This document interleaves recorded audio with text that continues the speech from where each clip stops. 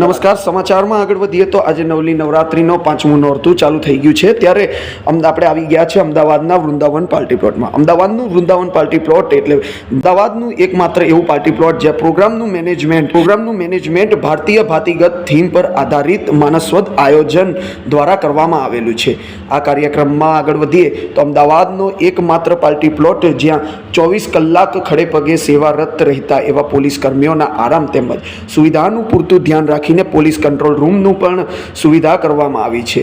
કલાકારો દ્વારા રોજ અલગ અલગ ગાયક કલાકારો દ્વારા માતાજીના ગરબીનું ઉચ્ચ સ્થાને જે બરોબર વચ્ચે રાખીને ખેલૈયાઓને મનસોહત રમવા માટે મનમોહિત કરી દેતા હોય છે.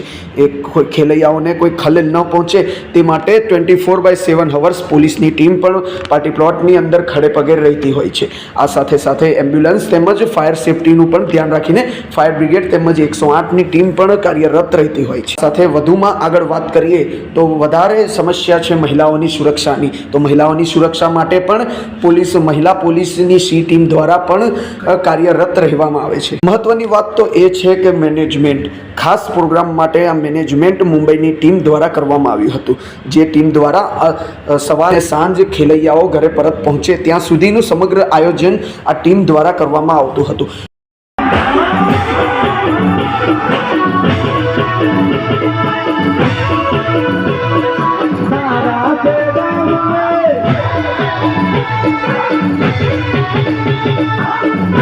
અમદાવાદમાં એકમાત્ર એવો વૃંદાવન પાર્ટી પ્લોટ છે જ્યાં ભારતીય સંસ્કૃતિને લગતી થીમ ઉપર ગરબાનું આયોજન કરવામાં આવી રહ્યું છે અને ખેલૈયાઓને પણ ભારતીય સંસ્કૃતિની થીમ ઉપર ગરબા રમવામાં ખૂબ અનેરો આનંદ આવી રહ્યો છે.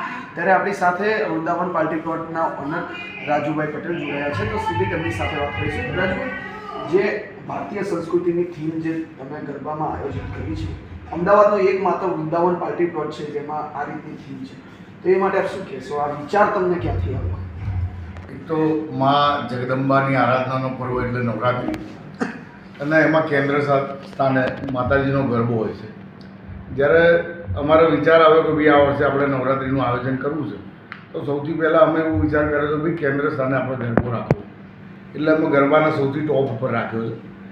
એના તાલે ખેલૈયાઓ ઝૂમે અને કેન્દ્ર સ્થાને માતાજીનું સ્થાપન કરતા હોય છે. એ ગરબા તરીકે માતાજી છે એમનું અમે સ્થાપન કર્યું છે. એ સિવાય અમે બરોડાનું પણ ઘણું કામ કર્યું છે. બરોડામાં જ્યારે અમે કામ કર્યું ત્યારથી જ મને એક વિચાર આવ્યો હતો કે ભાઈ આપણે એક વખત અમદાવાદમાં પણ સેન્ટરમાં સ્ટેજ રાખી અને એના ફરતે આપણે ગરબા ગાનારા લોકો ખેલૈયાઓ ઝૂમી શકે. અહીંયા જેટલા પણ આર્ટિસ્ટ, આ દિવસ 5મો છે, બધા જ આર્ટિસ્ટે એવું કીધું કે ભાઈ અમને આ સ્ટેજ ઉપર ખૂબ મજા આવી. એક તો હાઇટ છે, સેન્ટરમાં છે, કેન્દ્ર સ્થાને, સાઉન્ડ છે ચારે બાજુ ફેલાઈ રહ્યો છે. ખેલૈયાઓને પણ ખૂબ મજા આવી રહી છે અને જે ઓર્કેસ્ટ્રા છે, જે લોકો ખેલૈયાઓને ઝુમાવી રહ્યા છે, એમને પણ ખૂબ મજા આવી રહી છે. બીજું મારે વિશેષ કહેવાનું કે આ વર્ષે સહકાર પ્રશાસન તરફથી અમને ખૂબ મળી રહ્યો છે. એટલે જે અમારી ચિંતા મુખ્ય હોય છે કે આવનારા જે લોકો છે એમની વ્યવસ્થા જળવાય, કોઈ પણ જાતની એવી કોઈ ઘટના ના બને, તો અમારા ગયા પહેલાં પણ અમને એકદમ આરામથી કહે છે ભાઈ આપ કશું ના કરશો, ખાલી અમને ધ્યાન દો, અને બધી જ વ્યવસ્થા ખૂબ જ સારી રીતે એ લોકો કરી રહ્યા છે. એ સિવાય હોસ્પિટલનો સ્ટાફ પણ ખડે પગે, અહીંયા 108નો સ્ટાફ પણ ખડે પગે છે. એ સિવાય ફાયરના પણ જે જવાનો છે એ પણ 2 જવાનો અહીંયા 24 કલાક ફરતા રહે છે, જેથી કરીને અમારે ખૂબ ચિંતા આયોજકોને આ વર્ષે ઓછી રહી છે. અને મારા મોઢા ઉપર આપ જોઈ રહ્યા છો કે આ વખતે થાક સહેજ પણ નથી. હું એકદમ પ્રફુલ્લિત છું, એક જગ્યાએ બેસીને ગરબા માણી રહ્યો છું. એનો એકમાત્ર શ્રેય સરકાર અને પ્રશાસનને જઈ ગયું છે.